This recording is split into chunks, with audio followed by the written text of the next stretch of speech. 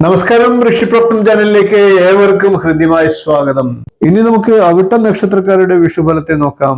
അവിട്ട നക്ഷത്രക്കാർക്ക് ആദിശൂലമാണ്. അതുകൊണ്ട് തന്നെ ധനനഷ്ടം, രോഗാപത്തുകൾ, വ്യയം ഇവയൊക്കെയാണ് ഫലമായി പറയേണ്ടത്. ശിവഭഗവാനാണ്. അതുകൊണ്ട് തന്നെ മനോദുഃഖവും കുടുംബസുഖഹാനിയും ഉണ്ടാകാം. ഇപ്പോൾ നമുക്ക് അവിട്ട നക്ഷത്രക്കാരുടെ ഈ വിഷുവർഷത്തെ സമ്പൂർണ്ണ നക്ഷത്ര ഫലത്തെ നോക്കാം. അവിട്ട നക്ഷത്രത്തിൽ ജനിക്കുന്നവർ സത്യവാദികളും വലിയ ലുബ്ധും ആരോടും നിർബന്ധമായി പെരുമാറുന്നവരും അന്യദേശവാസിയും ആയിരിക്കും. കൂടാതെ സമ്പത്തും ഈശ്വരഭക്തിയും സംഗീത താല്പര്യവും ജീവിതകാലം മുഴുവൻ ഐശ്വര്യത്തിന് കുറവില്ലാത്തവരുമായിരിക്കും. ഈ നക്ഷത്രത്തിൽ ജനിച്ച സ്ത്രീകൾ വിശിഷ്ട വസ്ത്ര ആഭരണങ്ങൾ ഉള്ളവരും പല വിധത്തിലുള്ള സമ്പത്തുകളെ ദാനം ചെയ്യുന്നവരുമായിരിക്കും. കൂടാതെ ദയാശീലയും വിശിഷ്ട ഗുണങ്ങൾ ഉള്ളവരുമായിരിക്കും. സൽഗുണങ്ങൾ ഉള്ളവരുമായി ചേർന്ന് പ്രവർത്തിക്കുകയും കഥകൾ കേൾക്കുന്നതിൽ താല്പര്യവും ഭക്ഷണ സുഖവും ഫലമാണ്.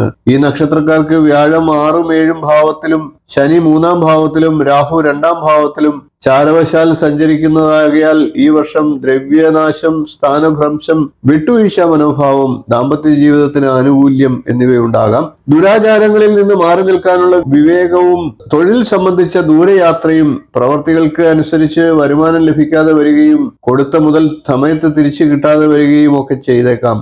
3 വയസ്സുവരെയുള്ള കുട്ടികൾക്ക് രോഗക്ലേശങ്ങൾ, കഷ്ടതകൾ എന്നിവ നേരിടേണ്ടതായി വന്നേക്കാം. കുട്ടികളിൽ രക്ഷകർത്താക്കൾ നല്ല ശ്രദ്ധ കൊടുക്കേണ്ട സമയമാണ്.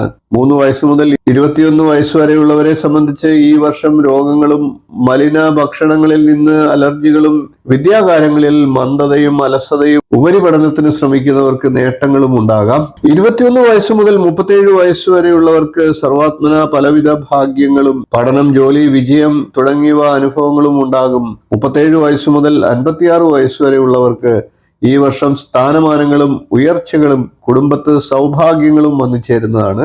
56 വയസ്സു മുതൽ 73 വയസ്സ് വരെയുള്ളവർക്ക് മനസ്സിന് സന്തോഷമുള്ള പലവിധ കാര്യങ്ങളും അനുഭവത്തിൽ വരും. 73 വയസ്സിന് ശേഷമുള്ളവർ വളരെ ശ്രദ്ധയോടെ മുന്നോട്ട് പോകേണ്ടതാണ്. അകാരണമായിട്ടുള്ള ദുരിതങ്ങൾ പ്രതീക്ഷിക്കേണ്ടതാണ്.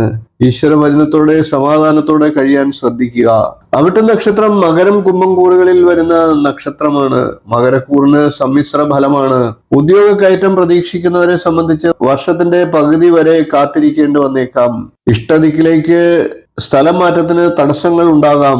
രാഷ്ട്രീയ ഇടപെടലുകൾ ഉണ്ടാകുന്നതാണ്. ആലസ്യം പ്രവർത്തനങ്ങളെ ബാധിച്ചേക്കാം. മനസ്സ് പെട്ടെന്ന് തളർച്ചയിലേക്ക് പോകുന്നതുമാണ്.